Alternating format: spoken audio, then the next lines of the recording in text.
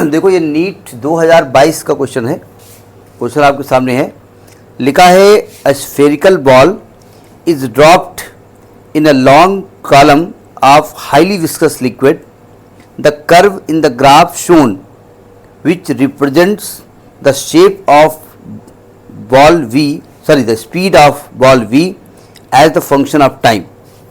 इन्होंने एक spherical ball को जो है उसमें डाला हुआ है एक विस्कस लिक्विड में, हाईली विस्कस लिक्विड है, यूँ कहिए वो शहद है, ये कह सकते हैं आप, है ना।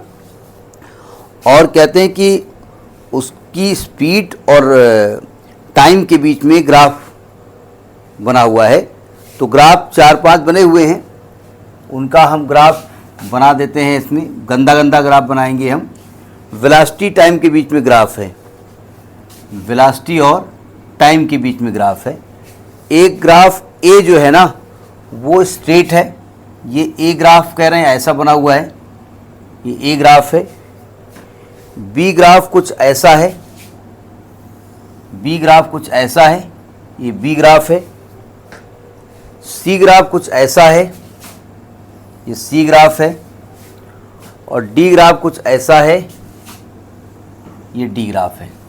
और आपसे कह रहे हैं कि भैया ये बताओ कि इनमें से कौन सा सही ग्राफ है इसके लिए। ज़रा समझिएगा, पहले इसका कंसेप्ट समझिएगा। इस ए ग्राफ की स्ट्रेट लाइन का होने का मतलब होता है टाइम बढ़ता जाएगा तो वेलोसिटी भी बढ़ती जाएगी। पहला तो एक कंसेप्ट समझ में आ गया, है ना। Spherical ball is dropped in the long column. और दूसरा जो ग्राफ है वो कह रहा है कि टाइम के साथ वेलोसिटी पहले बढ़ेगी और फिर घटेगी। दूसरा समझ में आ गई बात, है ना, बी में। और सी में देखो क्या कह रहा है कि पहले वेलोसिटी ज़्यादा है, फिर टाइम बढ़ता जाएगा तो वेलोसिटी कम होती जाएगी, ये कहा उन्होंने, ठीक है। और डी ग्राफ कहता है कि पहले वेलोसिटी ज़्यादा है, फिर धीरे वेलोसिटी कम होती जा रही है। तो ऐसे कुछ ग्राफ दिए हुए हैं, ठीक है। तो इन ग्राफ में से कौन सा ग्राफ सही है वो आपसे पूछ रहे हैं। कौन सा ग्राफ सही दिख रहा है आपको?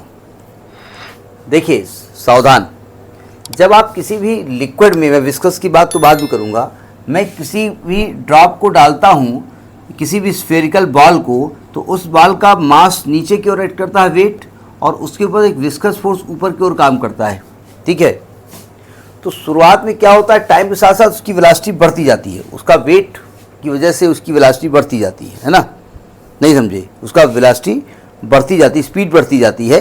हाँ, थोड़ी देर बाद उसकी स्पीड कांस्टेंट हो जाती है जब वो टर्मिनल स्पीड गेन कर लेता है, यही होता है ना।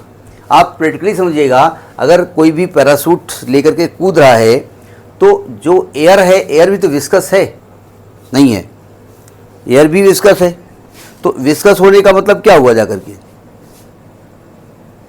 विस्कस होने का मतलब वो ऊपर की ओर जो है वो लगाएगी, मतलब धक्का मारेगी, तो वेलोसिटी उसकी बढ़ती जाएगी। अच्छा, तो एक वेलोसिटी बढ़ती ही जाएगी क्या, उसकी वेलोसिटी बढ़ती ही जाएगी क्या, हैं? नहीं, हमने ये नहीं कहा ए सही है बी सही, हम कुछ नहीं कह रहे हैं। क्या उसकी वेलोसिटी बढ़ती ही जाएगी? पहले वेलोसिटी बढ़ेगी तो क्या बढ़ती ही रहेगी? नहीं भैया, विस्कस फोर्स ऊपर की ओर काम करेगा, वेलोसिटी कम होना शुरू हो जाएगी, नहीं हो जाएगी। यानी कि टाइम के साथ साथ, जरा देखिए, ए ग्राफ क्या कहता है कि वेलोसिटी बढ़ती ही जा रही है, तो क्या ए ग्राफ सही है? ए ग्राफ सही नहीं है, समझ में आई बात नहीं आई।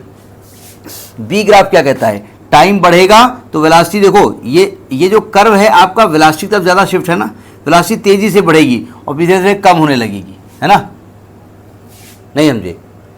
ये कह रहा है कि पहले वेलोसिटी ज़्यादा थी फिर कम हो रही है, ज़्यादा थोड़ी थी, पहले धीरे धीरे बढ़ेगी ना, जैसे ड्रॉप डालोगी वैसे थोड़ी वो बुलेट ट्रेन की तरह भागना शुरू हो जाएगी।